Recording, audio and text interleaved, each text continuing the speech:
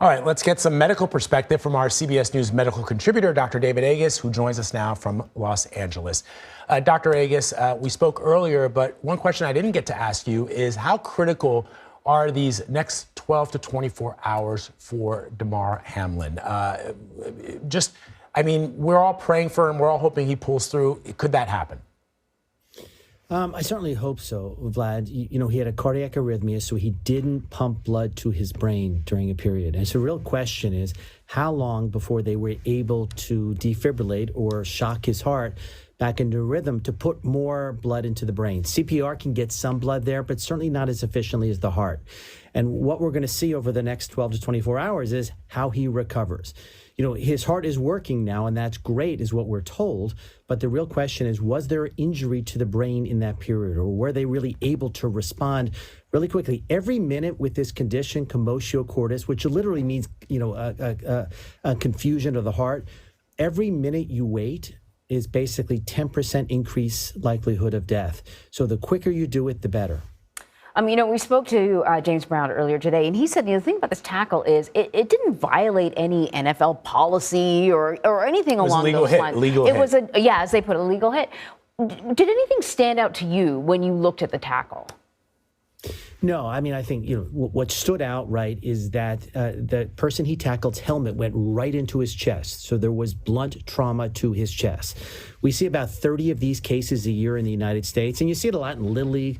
A ball, a pitcher will errantly throw and hit somebody in the chest, and you see this happen. I don't think the NFL would have done anything differently. The real question is, did they have the right personnel on the sidelines who were trained to react to this condition to be able to enable him to recover? And that's what we're going to find out over the next day. So, Dr. Agus, one thing you mentioned earlier this morning is that you've seen, as rare as they are, these injuries have happened in the past, specifically as it relates to young children, getting hit with a baseball in Little League or getting hit with a hockey puck. Somebody pointed out to me that there was a player in the 1990s in the NHL who was hit with a hockey puck and his heart skipped a beat. Now, that player was able to come back the next day, but it's not uncommon. So can you just explain what happens when a human being takes a blow like that to the chest? What happens internally?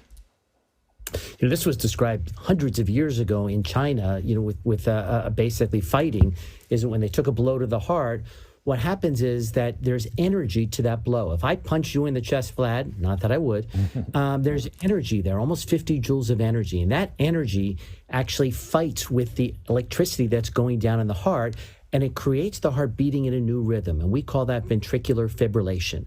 And when it beats, it's like this. It's not pumping blood up to the brain. It's just beating so quickly it can't work effectively. And what you need to do is to shock that heart. It's rare, but it does happen. And, we've known about this scientifically. That's why there are defibrillators on the sidelines of games, is to be able to use them to shock the heart back into a regular rhythm. You mentioned the increased risk of death if cardiac activity can't resume. And as each minute goes on, there's an increased risk of death. But other than death, what are the long-term implications? I don't know how long he was without sort of a heartbeat, but it was a while. It was minutes. Are we talking about the possibility of some sort of, lingering brain damage or challenges moving forward? What's amazing is if they have shocked him the first minute after he went down, he would be up and walking tomorrow and potentially playing in a month. And so the real question is, how long did it take to do that? And is there brain damage from lack of blood flow, which is basically oxygen to the brain? When the brain is without oxygen, it starts to die. And what we could see is not full recovery of brain functions. And we're praying and hoping that this young, a player doesn't go through that. So last I read, Dr. Agus, he was on a ventilator, which means he's not able to breathe on his own. Again, what happens in the body when the body is able to breathe on its own? Is that a signal from the brain? How does that work? Yeah, I think that's what, is worrisome to me and many others, is that not able to breathe on his own, is that the brain is what gives the signaling, hey, you need to take a breath. When you run, your brain says, take more breaths because I need more oxygen. And so it wasn't able to do that, I presume, which is why he's on a machine that's breathing for him. So over the next 12 to 24 hours, what they're going to do is slow down that machine and see if his body takes over. And so before you take him off it, you slow it down. And if his body starts to breathe on its own, then you could safely remove that breathing tube and he could be back to where he was.